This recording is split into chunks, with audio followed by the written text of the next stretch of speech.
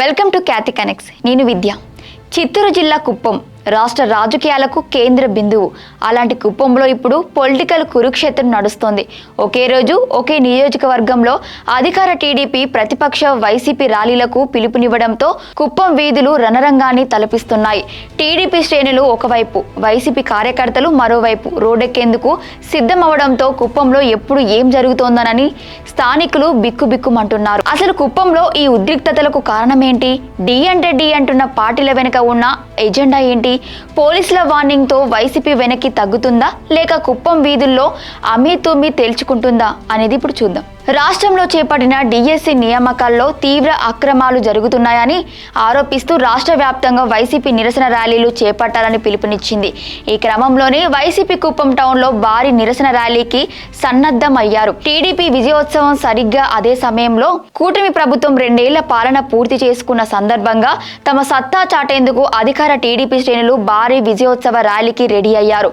అధికార పక్షం సంబరాలు చేసుకుంటుంటే ప్రతిపక్షం నిరసనలతో హోరెత్తించాలని ప్లాన్ చేయడంతో కుప్పంలో 2 వర్గాల మధ్య తీవ్ర ఘర్షణ వాతావరణం నెలకొంది. ఒకే రోజు 2 పార్టీలు రోడ్డెక్కితే ఖచ్చితంగా లా అండ్ ఆర్డర్ ప్రాబ్లం వస్తుందని కాకీలు ఊహించారు. అందుకు తగ్గట్లుగానే పోలీసులు వ్యూహరచన చేశారు.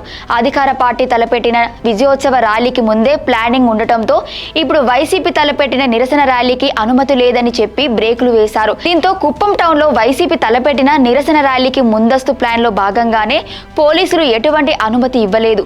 వేరే పార్టీ వారు అదే రోజు విజయోత్సవ ర్యాలీ నిర్వహిస్తున్న కారణం వలన ఇక్కడ లా అండ్ ఆర్డర్ ఇష్యూస్ తలెత్తే అవకాశం ఉందంటూ పోలీసులు అధికారికంగా ప్రకటించారు. పోలీసులు కేవలం పర్మిషన్ క్యాన్సిల్ చేయడమే కాదు, గట్టి వార్నింగ్ కూడా ఇచ్చారు. పర్మిషన్ లేదు కదా అని ఇల్లీగల్ గా ఎవరైనా ర్యాలీలో పార్టిసిపేట్ చేస్తే, శాంతి భద్రతలకు నిఘాతం కలిగించే ప్రయత్నం చేస్తే కఠిన చర్యలు తప్పవని పోలీసులు హెచ్చరిస్తున్నారు.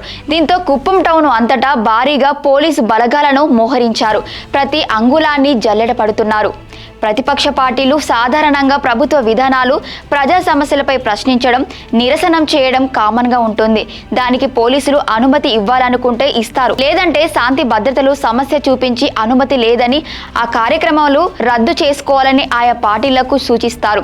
అయితే కుప్పంలో మాత్రం రాష్ట్రంలో ఎక్కడ లేని విధంగా అధికార పార్టీ నాయకులు 2 ఏళ్ల పాలన సంబరాలు అంటూ విజయోత్సవ ర్యాలీ చేయడం, దానికి పోలీసులు అనుమతి ఇవ్వడం, వైసీపీ చేస్తున్న ర్యాలీకి అనుమతి నిరాకరించడం చూస్తుంటే అధికార పార్టీ పంతాలకు పోతున్నట్లుగా స్పష్టం కనిపిస్తుందని చెప్పాలి.